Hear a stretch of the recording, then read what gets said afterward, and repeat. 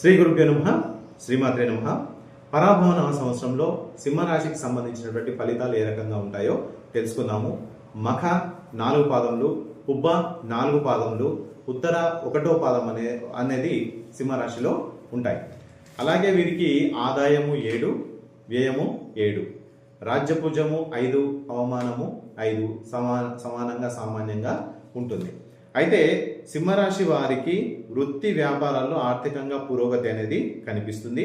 వ్యాపార నిర్వహణకు చేసే ప్రయత్నాలన్నీ కూడా ఏదైతే అదనపు ఆదాయం కోసం మీరు చేసేటటువంటి ఏవైతే వ్యయ ప్రయాసాలు ఉన్నాయో అవి కొంత అనుకూలిస్తాయి. స్థిరాస్తులన్నీ ఖచ్చితంగా పెంపొందించుకుంటారు. అలాగే వివాహాది శుభకార్యాలు కూడా జరుగుతాయి. 10 మందికి సహకారం చేయటం అనేది ఈ సంవత్సరం జరుగుతుంది. ఇతరుల సహకారంతో మీరు లక్ష్యాన్ని సాధిస్తారు. ఉన్నత విద్య కోసం చేసే ప్రయత్నాలు అనేవి కూడా ఈ సంవత్సరం కలిసి వస్తాయి. ఆరోగ్య విషయంలో మాత్రము మీరు ఎలాంటి నెగ్లెక్ట్ అనేది చేయవద్దు. ఆరోగ్యము ఎప్పుడైతే మీకు కొంత అనారోగ్య సూచనలు కనిపిస్తాయో ఖచ్చితంగా డాక్టర్ యొక్క సలహాలు తీసుకోవడం ఈ సంవత్సరం మీకు ఖచ్చితంగా అవసరం. అయితే శనేశ్వరుడు అష్టమంలో ఉన్న కారణంగా కొంత పనుల్లో ఆటంకాలు అనేవి ఏర్పడతాయి.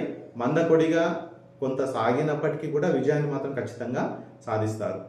అభద్రత, మానసికమైనటువంటి అశాంతి, ఆందోళనలు మీకు కొంచెము ఈ సంవత్సరం వెంటాడే అవకాశాలు ఉన్నాయి. కుటుంబంలో అసంతృప్తికరమైన వాతావరణము కొంత మేరకు కనిపిస్తుంది. అనవసరమైన ప్రయాణాలు ఉంటాయి. ఆర్థికంగా కొంత చంచలత్వం అనేది ఉంటుంది. అధికంగా మీరు చేసే ఖర్చును కొంత నివారించుకోవటము ఈ సంవత్సరము చెప్పదగినటువంటి సూచన. అన్నదమ్ముల మధ్య అనుకోని తారతమ్యాలు సంభవిస్తాయి. అలాగే భార్య తరపు బంధువుల ద్వారా కొంత మానసిక చికాకులు వచ్చే అవకాశాలు ఉన్నాయి. అలాగే ప్రభుత్వ ఉద్యోగులకు ఆశించిన విధంగా బదిలీలు, ప్రమోషన్లు రావడం అనేది చాలా కష్టతరంతో కూడుకున్నది. ప్రైవేట్ రంగాల వారికి సామాన్యంగా ఉంటుంది. ప్రమోషన్ల విషయంలో కొంత జాప్యం అనేది ఖచ్చితంగా ఉంటుంది. విశేషంగా పరిశ్రమిస్తేనే మీకు రావాల్సినటువంటి రిజల్ట్ అనేది ఉంటుంది. విద్యార్థులు కూడా విశేషమైన శ్రమ చేయాల్సి ఉంటుంది. అలాగే ఒత్తిడిని గురి చేసే సందర్భాలు చాలా ఎదురవుతాయి. ఒత్తిడిని అధిగమించి మీరు ముందుకు వెళ్ళినప్పుడే మీ యొక్క ఆశించిన ఫలితాలు ఉంటాయి. విద్యాపరమైన అంశంలలో విదేశీ ప్రయాణాలు బాగా కలిసి వస్తాయి.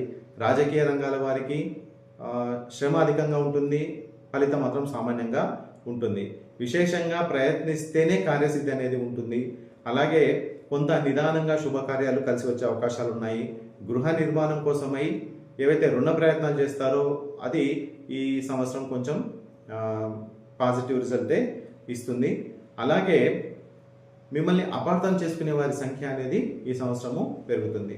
సింహరాశి వారికి ప్రత్యక్ష శత్రువుల కన్నా పరోక్ష శత్రువులే ఎక్కువగా ఉంటారు. కాబట్టి మీరు మీ వెనకాల మాట్లాడే మాటలని మరియు మీ యొక్క ప్రవర్తన తీరును, మీ యొక్క ప్రవర్తన శైలిని మీరు కొంత మార్చుకోవటము, అలాగే అందరి మాట వినడము, తొందరపాటు నిర్ణయాలు తీసుకోకపోవడం ఈ సంవత్సరం మీకు చెప్పదగినటువంటి సూచన.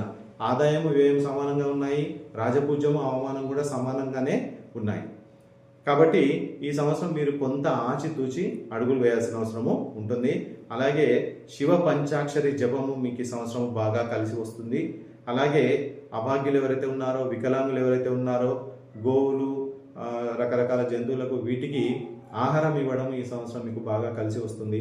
సూర్య ఆరాధన కూడా ఈ సంవత్సరం మీకు బాగా కలిసి వస్తుంది. స్వస్తి.